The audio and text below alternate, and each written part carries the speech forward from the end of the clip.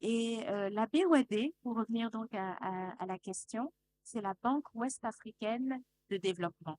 Donc, c'est une banque, comme l'indique notre sigle, mais une banque de développement. Notre objectif, c'est effectivement de pouvoir soutenir tous les efforts de développement des États de l'UMOA, puisque la BOAD a été spécifiquement créée donc par les pays qui ont comme monnaie, je dirais, commune, le franc CFA. Donc, au niveau de l'UMOA, vous avez bien sûr le Bénin, le Burkina, la Côte d'Ivoire, le Sénégal, le Togo, le Burkina Faso, le Niger et la Guinée-Bissau. Donc, c'est sur cette zone géographique que la BOAD inscrit donc son action, qui elle-même est en parfaite cohérence avec notre plan stratégique qui est dénommé le plan Joliba. Et donc, qui s'est écoulé de 2021 à 2025. Je dis écoulé parce que le Joliba, c'est le nom en fait du fleuve Niger, donc qui parcourt plusieurs pays donc de notre sous-région et qui est pour nous un symbole d'unité, mais également un symbole de croissance, puisque là où il y a l'eau, il y a la vie. Et donc, du coup, ce plan Joliba adresse aujourd'hui 5 secteurs d'intervention prioritaires. Donc, je veux vous les citer rapidement. Vous avez l'énergie et les ressources naturelles comme premier secteur. Ensuite, vous avez l'agriculture et l'agro-industrie, donc notre deuxième secteur. Vous avez également tout ce qui est infrastructure, infrastructure routière, mais également ressources naturelles, pardon, numérique, tout ce qui est industrie numérique. Donc là, c'est le troisième secteur. Quatrième secteur, l'immobilier.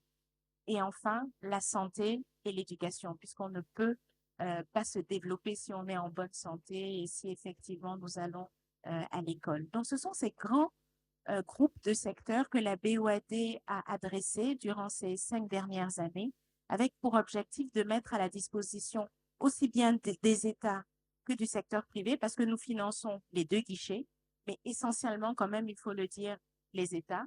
Et nous avons mis en moyenne 70 et 30% en faveur des États et du secteur privé.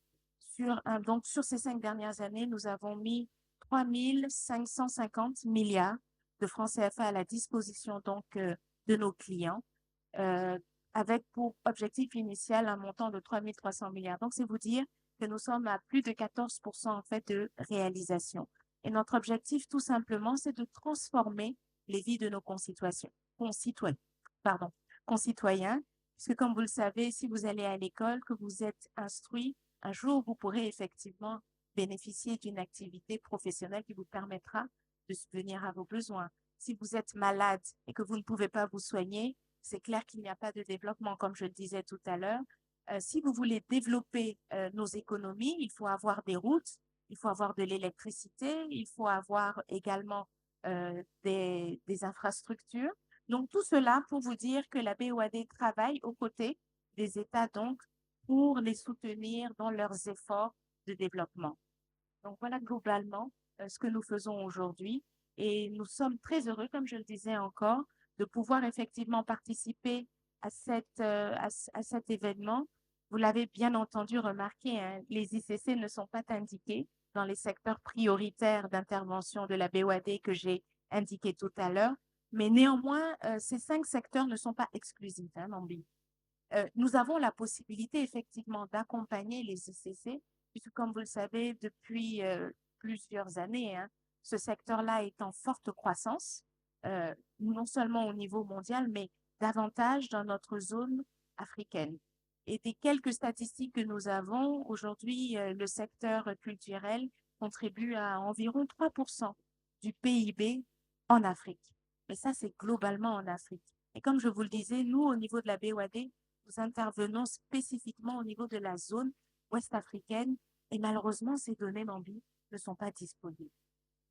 Tout à l'heure, j'ai indiqué nos 5 secteurs. Nous avons décidé d'y aller parce que nous connaissons le poids des infrastructures dans nos économies. Nous connaissons le poids de la santé. Nous connaissons le poids de l'immobilier. Et donc, pour nous, ces chiffres nous disent clairement, vous ne pouvez pas développer nos États sans accompagner ces différents secteurs. Mais pour les ICC, malheureusement, aujourd'hui, on n'a pas l'information, par exemple, combien est-ce que de personnes travaillent dans le secteur des ICC en Afrique de l'Ouest?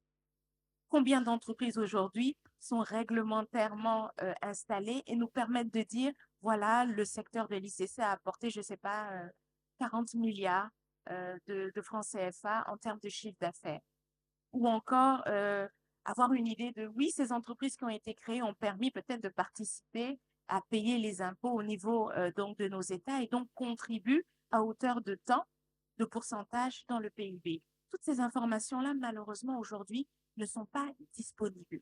Et donc, ce manque de data, si vous le permettez, est difficile pour nous en tant que bailleurs de fonds, ne nous permet pas en fait d'adresser aussi clairement qu'on le souhaiterait, donc ce secteur qui pourtant est stratégique.